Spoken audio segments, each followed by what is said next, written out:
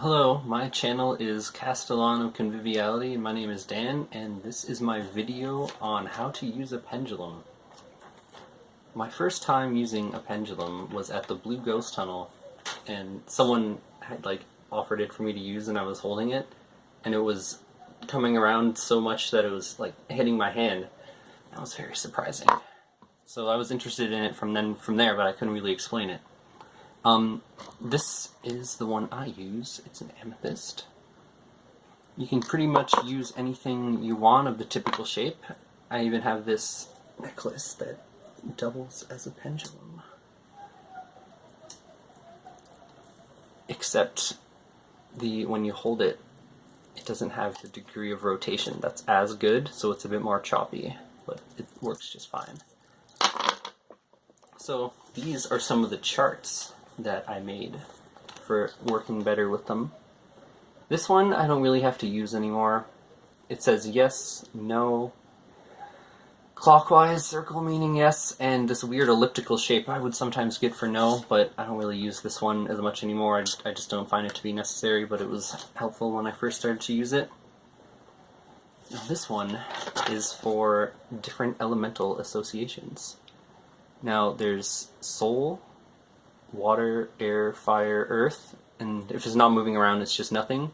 If it's moving clockwise, they're all working together in unison, and if it's going counterclockwise, then it means that they're all going counterclockwise for the thing that you asked about.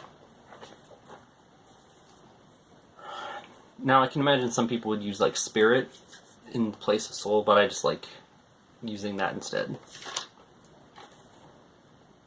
Now, you may not see the usefulness in knowing what element or elements a given thing will be associated with.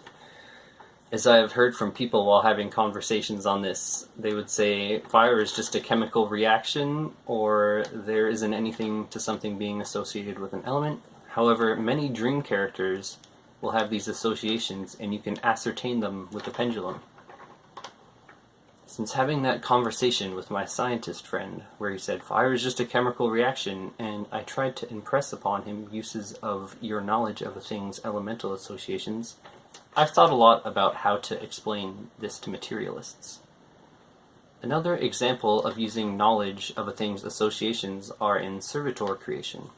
Say you are researching how to bring a creature you saw in your dream into reality as a bona fide entity. It will help in constructing a sigil for them. This brings me to the next chart.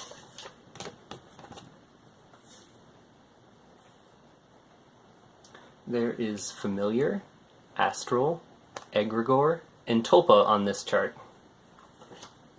Now there's a fine line between what a thought form or dream character is, and these charts should help narrow it down.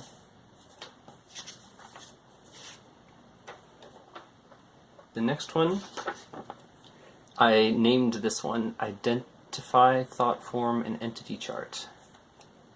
There are 8 options, or just 4.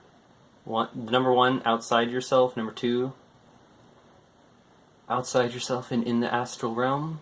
Number 3, inside self. And number 4, combination inside-outside self. You may be confused as to whether entity or thought form you're communicating with is inside or outside the self. So I came up with this chart to just answer the question for you, so you don't have to wonder. And finally, there is one for all the letters of the alphabet. And when I had this explained to me, the person who was telling me about how to use this was like, a semicircle would be easier, and yeah, that's true, but I just wanted to do a full circle because of the symmetry. So yeah, those are the various charts that I have constructed. I didn't come up with the letter one, the one with all the letters of the alphabet, but I came up with these other ones, and I hope you find them useful.